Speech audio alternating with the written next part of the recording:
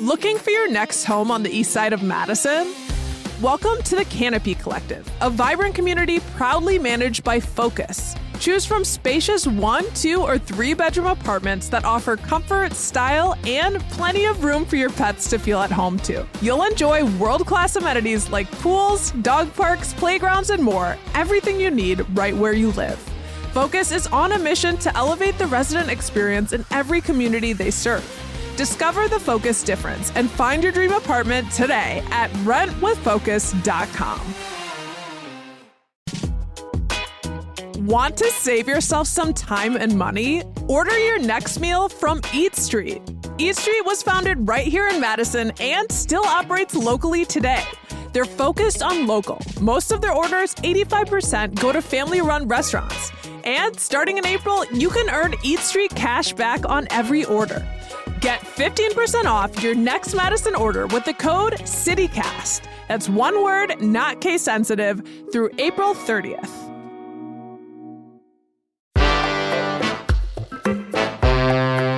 Today on CityCast Madison.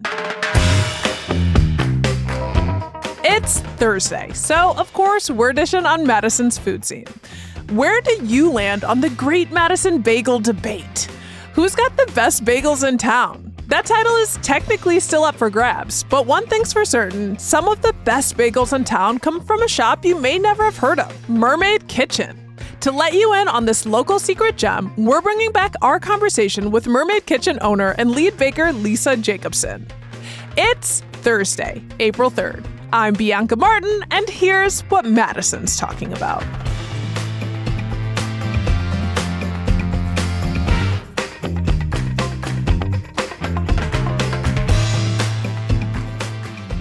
Lisa, hello. Hi, Bianca. Nice to meet you. Lovely to meet you.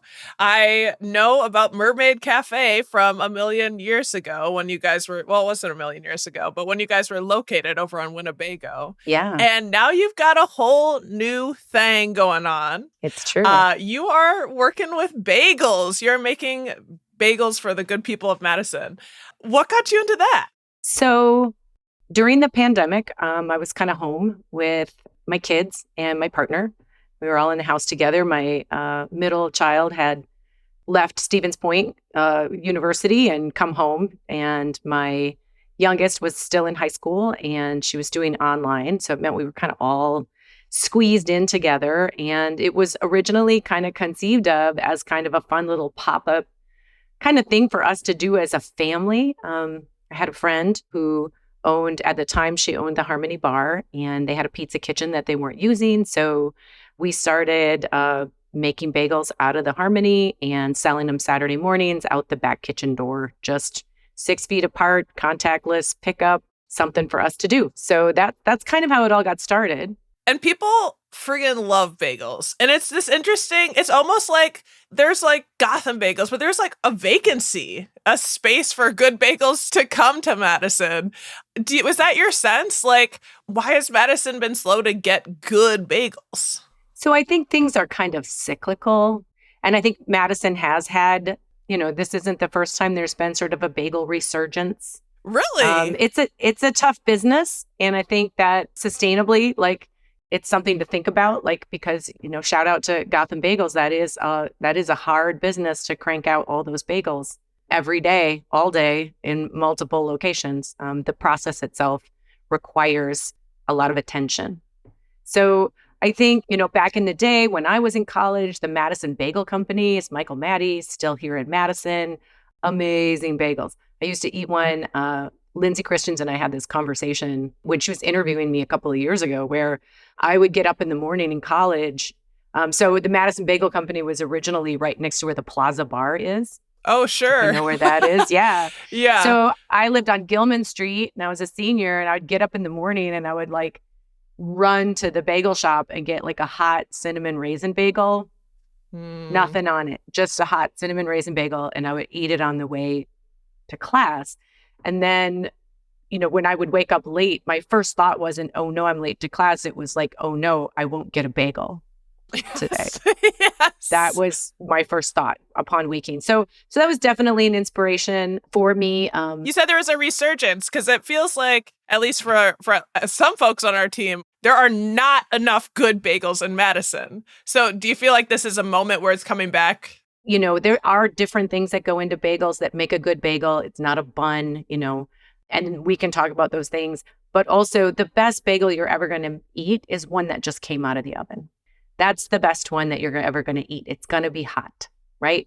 It's going to be warm. It's going to have just come out of the oven. You're going to tear it apart. It's not going to even need anything on it. There's no toasting necessary, right?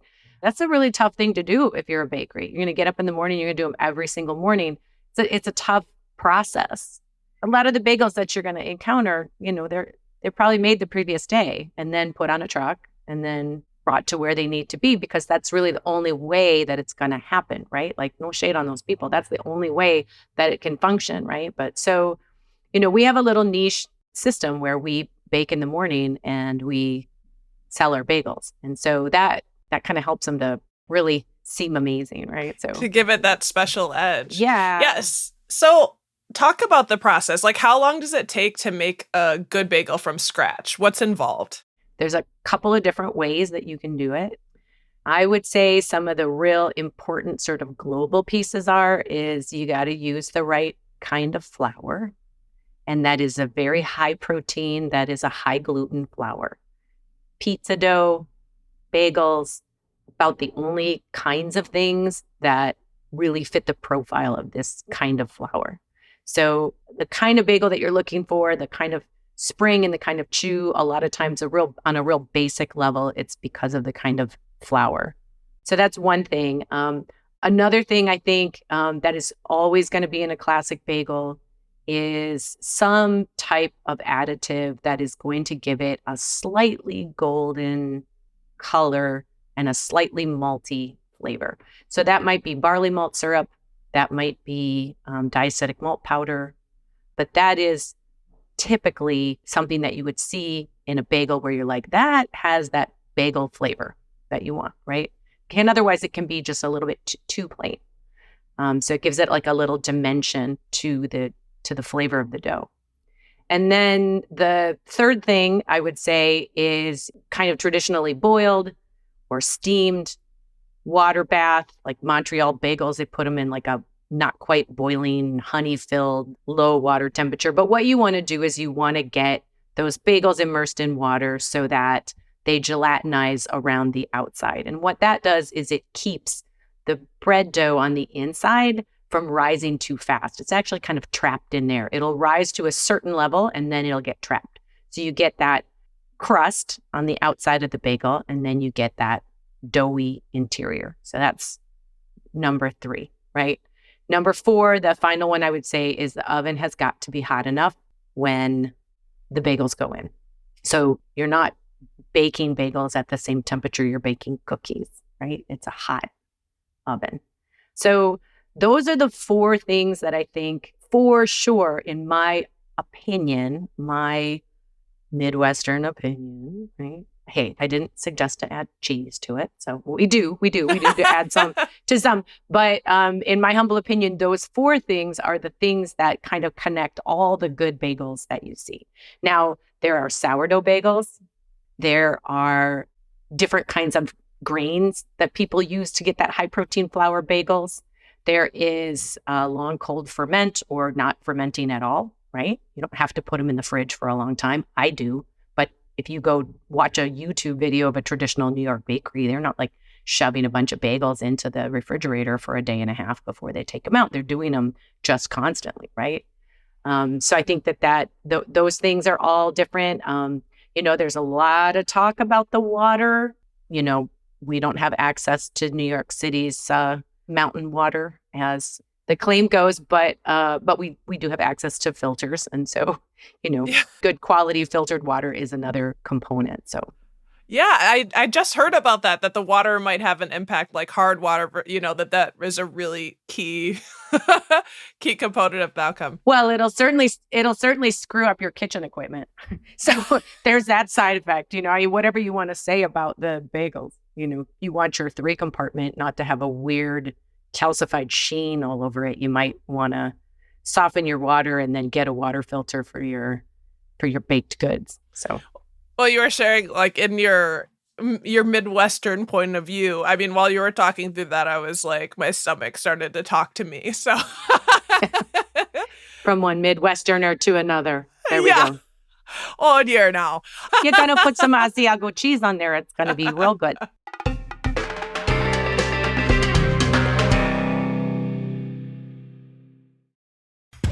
Behold the wonders of science. Y'all, it's that glorious time of year for UW-Madison Science Expeditions, a UW campus-wide science open house. Yup, they're opening the doors to the science labs and research centers to you and your family for free. From April 4th through the 6th, you can adventure around your top-tier public land-grant university and talk with the world-class researchers, enjoy science demos, and get hands-on at interactive exploration stations.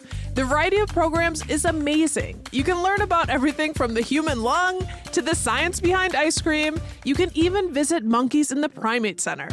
Again, UW-Madison Science Expeditions events are free and open to everyone. So, see you at the destinations for exploration on campus April 4th through the 6th. Find the full schedule at go.wisc.edu/science expeditions. This episode is brought to you by Honda. Introducing the all-new, all-terrain Honda Passport Trail Sport, the most off-road capable Honda Passport Honda has ever dreamt up. The Passport features increased ground clearance, roof rails on all trims, and available specially developed all-terrain tires. And you'll stay comfortable with tri-zone climate control and available features like heated and ventilated front seats and a panoramic moonroof. Learn more at honda.com/passport. And so, like, how long does this process take? So for us, in our kitchen, with the amount of bagels we make, it takes us about 4 days in total. So we are making the dough. One day we are rolling. Another day we are resting. And then we're baking. So that's our process. So it is pretty time intensive, is what you were sharing. Yeah, it is a labor and time intensive task, really, no matter how you do it, for sure. You were kind of talking about you have this unique model. You're what we call Madison's best kept secret for bagels. Yeah. You don't have a retail shop. So how do folks get your goods? So right now we do Saturday pre-orders out of our kitchen. So you can find us at mermaidkitchenmadison.com. That's our website. There's a pre-order button. There's a great FAQ section that kind of tells you all about how to do it. And we also, just to like toot the horn a little bit, we make amazing granola, which if you've ever had it from the Mermaid Cafe would be quite familiar, I'm sure. We also do cookies. We do a scallion cream cheese, really fun chili crunch cream cheese. We do labna, which is like a strained yogurt cheese with some Mediterranean, Middle Eastern spices on the top. And we just started doing some dark chocolate babka, which has also been really fun to develop. So really expanding the repertoire of what we do as a kitchen, you know, kind of in that picnic zone, lots of locally sourced products, lots of high quality, everything handmade, kind of just the best and the most fun stuff of what I've been able to learn about and love with kitchen stuff. Yeah, I love that you brought up granola and all of the other things that you're offering. Because when I think of Mermaid Cafe, I think of y'all as like quintessentially Madison. Like Yeah, I thank really you. like y'all with the good goods. And I didn't ask you, what kind of varieties do you offer in terms of bagels? Ooh. So our regular lineup, we do a plain, a sesame, and everything. We have an Asiago bagel. We do a cachaue pepe, which is like a spicy Asiago bagel. It has Aleppo pepper and cracked black pepper on it. We do a golden raisin cinnamon. I like to say that I started a bagel company so I could put yellow raisins in a cinnamon raisin bagel. Kind of capricious, but I was like, I'm going to do it. It's going to happen. Someone needs to do it. Someone needs to step forward. Gotta stand for something. Yeah, and then we do a honey whole wheat. And the cinnamon raisin, the honey whole wheat, and our cookies use meadowlark flour. We're super proud to have as much locally sourced stuff as we can incorporate, although the regular bagels like the plain and the sesame do use much more of a traditional bagel flour, but we were all proud of our Meadowlark stuff. And then we have a kind of a round robin of some specialty bagels we do, and you can see on the website and also on our online store what the bagel of the day is. We do a Maldon sea salt, we do a za'atar, we do a blueberry oat. Well, that is quite the range. Right. Yeah. Oh, rosemary sea salt. How could I forget? Oh, Those are the fiercest yum. tribe of bagel lovers ever, are the rosemary sea salt people. They are a force to be reckoned with. I completely capitulated to their needs at some point. I was like, yes, I will continue making these bagels. I will not disappoint you. I don't want to see that look of disapproval ever again. That is hilarious. I'm like thinking of Simon and Garfunkel, Rosemary and Thyme, and it's like the most militant of their bagels. Yeah. Yeah. Well, you mentioned, in terms of being proud of using Meadowlark, we talked with Lindsay Christians, who you mentioned earlier, the food editor at the Cap Times, about the growing grain movement. Do you know Lindsay used to work at a bagel shop? I didn't. Okay. Well, you can ask her that story. I do. I know this about her. In Michigan, she did when she was younger. So I was curious about, because you were saying that that's something you're really proud about, like using local grains. Like, how is that impacting your business or how you think about making bagels? So I guess I'm kind of a couple minds about it.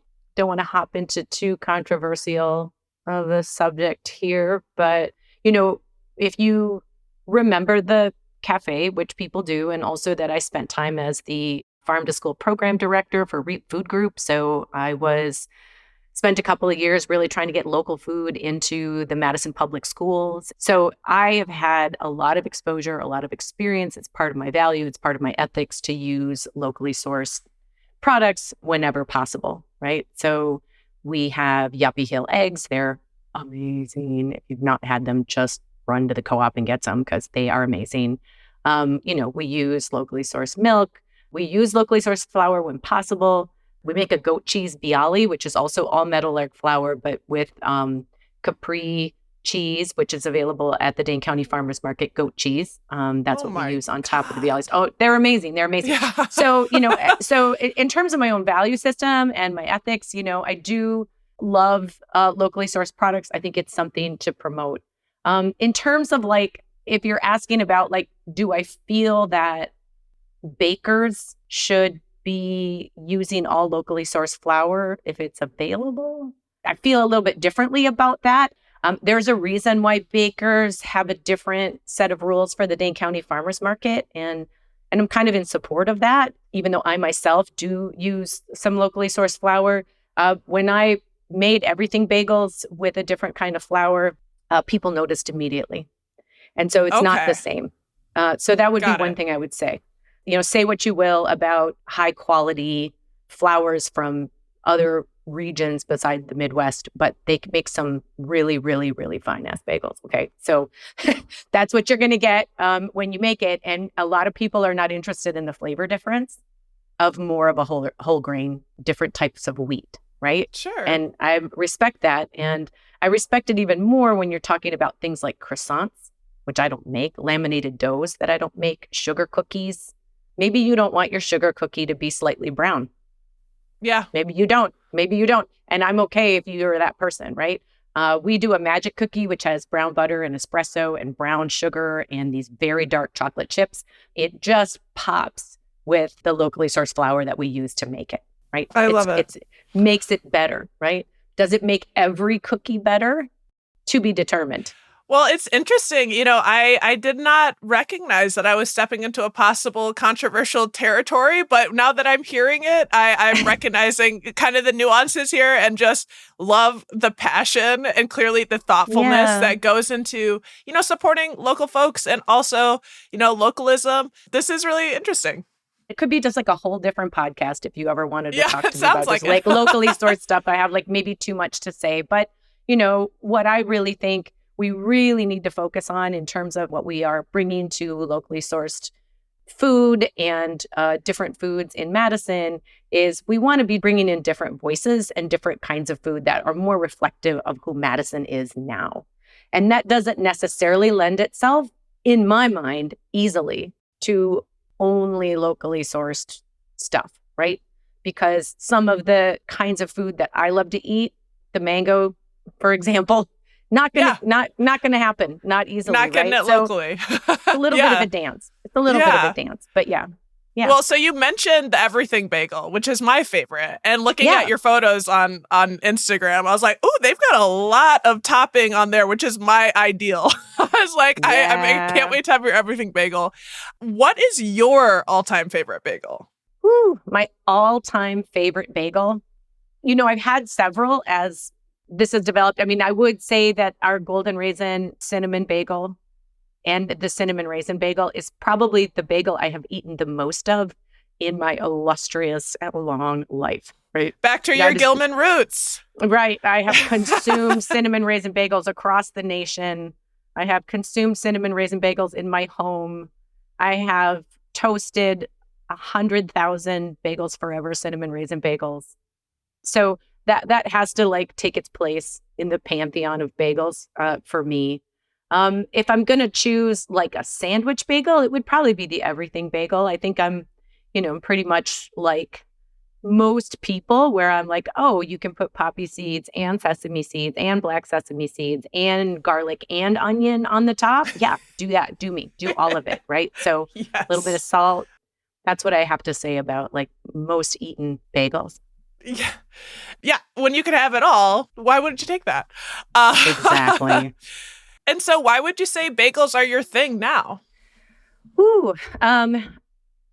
I do think that, having that opportunity to spend that time with my kids, to start that piece of the business together was really fun and had this kind of added dimension that, my kids have been raised Jewish. Their dad is Jewish. They know Jewish holidays.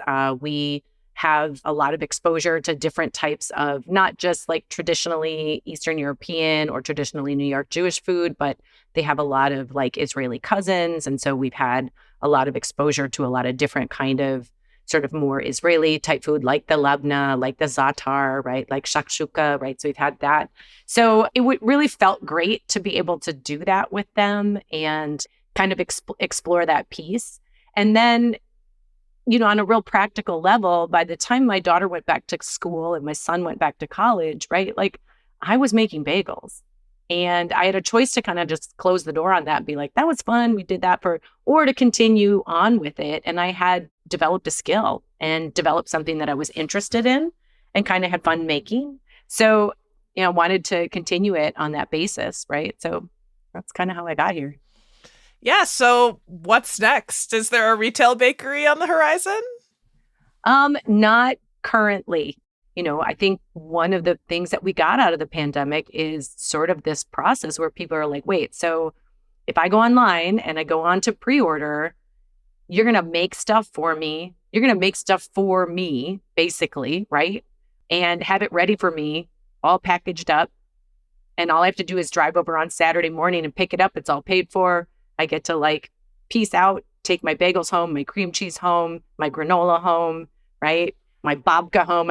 People are all eat it in the car should be the logo for the babka because I think that's what people are really doing. I made it in sort of a pull apart loaf so that it's darn easy to eat in the car. You know what I mean? Well, it's just if you insist, I'll get this personalized, made for me. Yeah. Yeah, so I see more things like that. I see more robust products coming out of the kitchen. I see some collabs with some of the local businesses, some other local chefs that I hold near and dear to my heart, stuff like that. That's what I see in the future. Well, Lisa, I cannot wait to get my order in. I am so thrilled. Thank you. I really appreciate that. That was our conversation with Lisa Jacobson, owner of Mermaid Kitchen. Check out our show notes for a link if you're interested in ordering any of those tasty handmade bagels.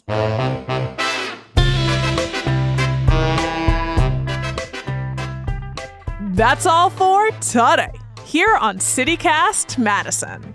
I'm Bianca Martin, your host. If you enjoyed the show, why not share this episode with the biggest breakfast champion in your life?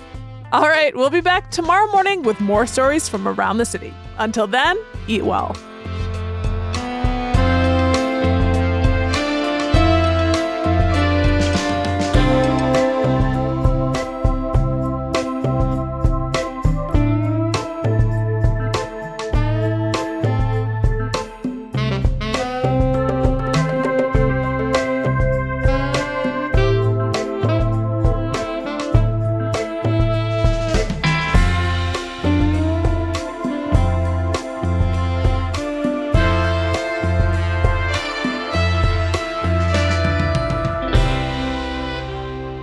The former long-running cafe on Winnebago Damn it. Winnebago Street. Wisconsin, you got me too dirty all night.